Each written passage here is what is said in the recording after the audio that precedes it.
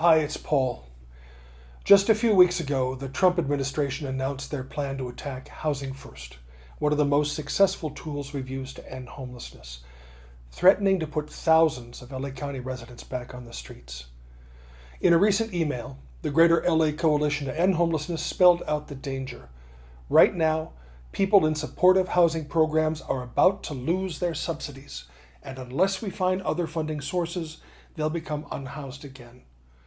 This is the worst possible outcome. Landlords need to be paid, or leases will end and evictions will rise, and the cycle of poverty, homelessness, and the inability to qualify for housing starts all over again. This is dire. The danger to thousands of Angelenos can't be stressed enough. For over 2 decades, Housing First has been the standard. The concept itself is pretty straightforward. Get people housed immediately, then provide support services.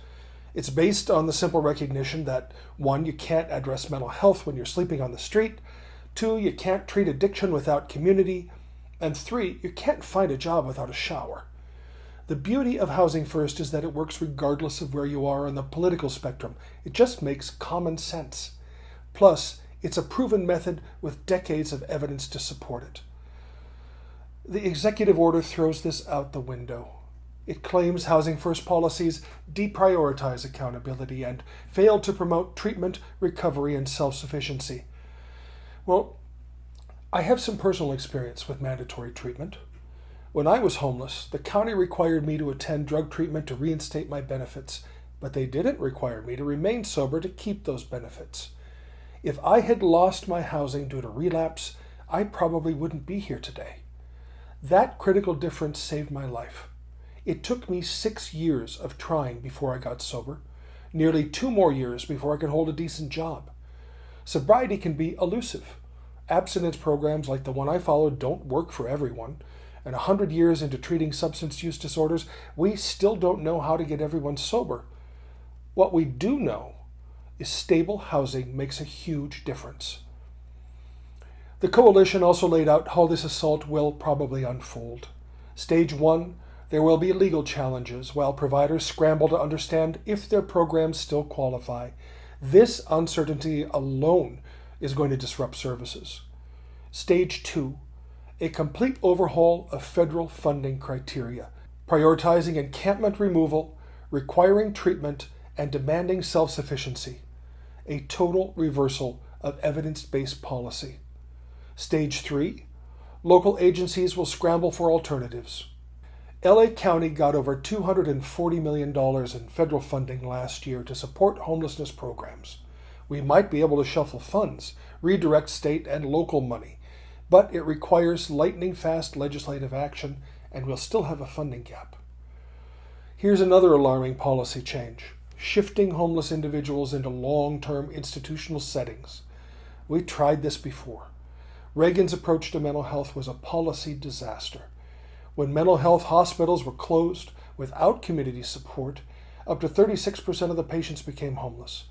Research shows that 67% of unhoused people have mental health disorders. Still, the best predictor of homelessness isn't mental illness. It's the lack of affordable housing. Trump's order comes as homelessness has hit record levels.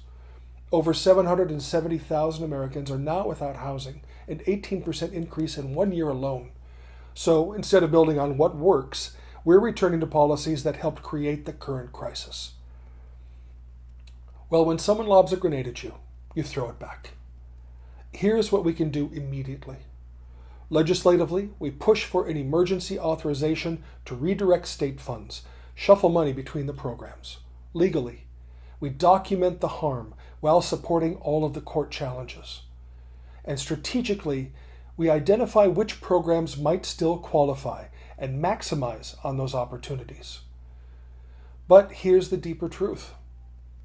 Real solutions to homelessness don't come from Washington, they come from neighborhoods. Every day I see what actually works. It's volunteer organizations providing essential services, faith communities building housing, neighbors learning the names of their neighbors living on the streets and bringing them the resources they actually need. These aren't the groups getting federal grants. They're too small, too grassroots, too focused on relationships instead of metrics. but they're achieving real transformations because they understand what Washington never will. Ending homelessness is about rebuilding human connection, not just managing caseloads.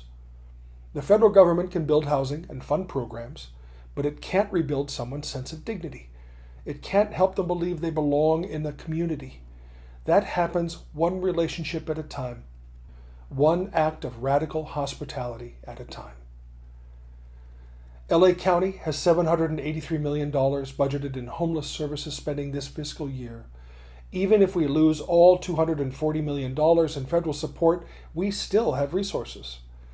If we direct them toward community-based solutions that actually work, we can still make headway. The Trump administration threw a grenade into our homeless services system, but they also gave us an opportunity to stop depending on federal bureaucracy, to start building neighborhood-level responses that will actually end homelessness. We know how to do this. We've always known how.